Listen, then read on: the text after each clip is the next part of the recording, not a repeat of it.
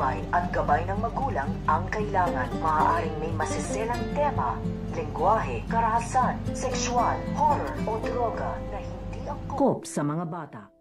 Matutuklasan na nito nga ni Marites na ito nga ang kanyang ina na ito nga si Lolo Tanding ay umalis na nga ito dito nga sa kanilang bahay dahil hindi na nga nagpaalam ito nga si Lolo Tanding at ito nga si Noy dito nga kay Marites at nakapagdesisyon na nga dito ito nga si Lolo Tanding na lilisanin na nga dito ang bahay nito nga ni Rigor at iiwan na nga dito ito nga daw kanyang anak na ito nga daw si Marites dahil hindi naman daw naniniwala ito nga daw si Marites sa kanyang mga sinasabi tungkol nga dito nga sa paghahalikan nito nga daw ni Rigor at ito nga daw ni Lena. Kaya nga ito nga si Noy ay paulit-ulit nga dito tinatanong ito nga si Lolo Tanding kung sigurado na nga daw pa siya dito nga daw sa kanyang plano na umalis na nga daw sila sa poder nito nga daw ni Rigor at nag-iisip na nga rin dito ito nga si Noy kung saan nga daw sila magtutungo dahil wala naman daw silang ibang mapupuntahan. So makakaabangan nga natin dito ang pag-alis nito nga ni Lolo Tanding at ito nga ni Noy